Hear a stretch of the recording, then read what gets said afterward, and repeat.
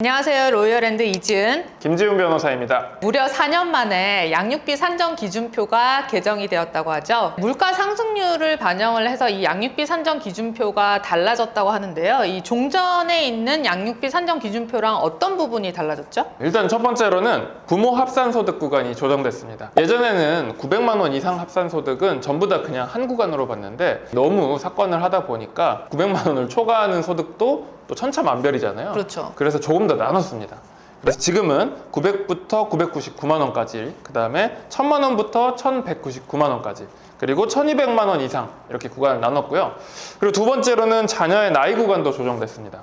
왜냐하면 이 초등학교 저학년과 고학년의 사교육비라든지 뭐 돌봄 비용들이 차이가 있기 때문에 이런 것들을 고려해서 원래는 6세 이상 11세 이하 구간이 있었는데 이걸 6세 이상 8세 이하 그리고 9세 이상 11세 이하 이렇게 또 나눴습니다. 현실 조건에 맞게 보다 구체적으로 세분화가 되었다라고 볼 수 있겠네요. 네, 맞아요. 이렇게 개정된 2021년 양육비 산정 기준표는 내년 2022년 3월부터 시행이 된다고 합니다. 근데 이게 이론만 들으면 너무 어려워요. 그래서 실제로 계산을 해보면 됩니다.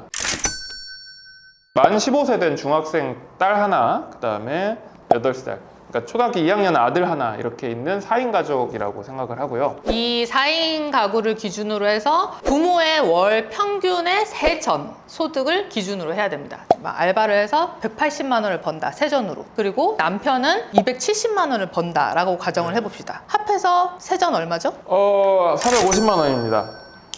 맞았어요. 부부 합산 세전 소득이 월 450만 원입니다. 부부 합산 소득 구간이 어디에 해당이 될까요? 네 번째 400에서 499만 원 구간이네요. 그러면 이 구간에서 이 화살표를 따라서 쭉 한번 내려와 볼까요? 딸을 먼저 쭉 보면 15세에서 18세 구간에 해당이 되겠네요. 그렇죠. 만 15세니까요. 140만 2천 원. 네, 그렇죠. 그리고 이제 둘째, 만 8세 아들을 보면 자 이렇게 쭉 내려와 보면 6에서 8세가 있잖아요. 6에서 11세 이렇게 돼 있던 게 이제 세분화됐죠. 그래서 6에서 8세에 해당되고 쭉 연결을 해보면 아들은 114만 원이네요. 네, 그래서 이 교차 구간에 해당하는 거를 다 합산을 해보면 총 얼마예요? 하면 254만 2천 원입니다.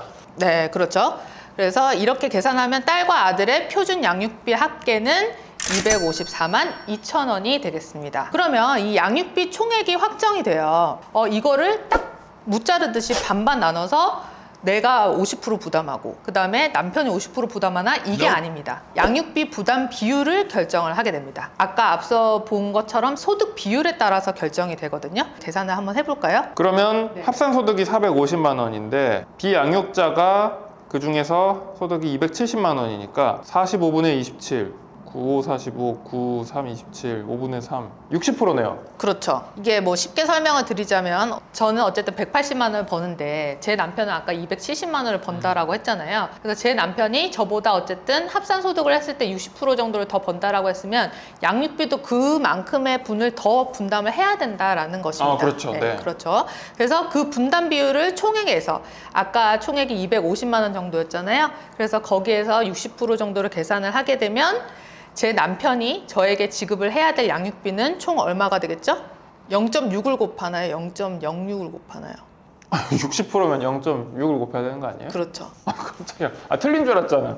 자, 그러면 152만 5,200원. 맞습니다. 그렇게 해서 제가 매달 제 딸과 아들을 키우는 데 있어서 제 남편한테 받을 수 있는 양육비는 2021년 기준으로 152만 5,200원이 되겠습니다.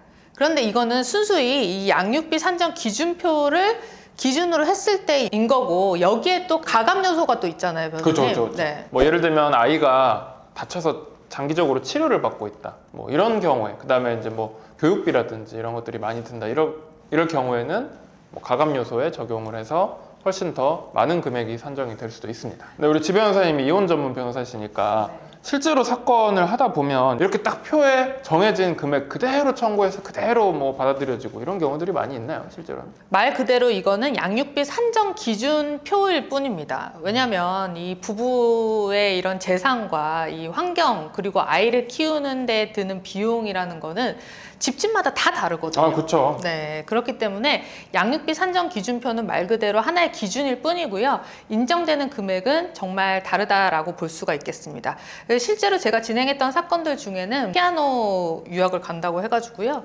뭐 유학 비용까지 청구를 해서 인정이 된 사례도 있었거든요. 그런데 이렇게 양육권 그리고 양육비를 가지고 다툼이 굉장히 있는데 이런 걸 성공을 하더라도 사실 보기 조금 씁쓸한 부분이 있습니다. 왜냐하면 이제 부부 간의 감정적인 문제는 문제지만 아이는 아무 잘못이 없잖아요. 맞아요. 양육권자 혹은 비양육권자가 어떻게 되든 간에 아이한테 항상 도움이 될 수 있는 좋은 방향으로 양육비가 결정되었으면 좋겠습니다. 지금까지 로열앤드 이지은 김지훈 변호사였습니다.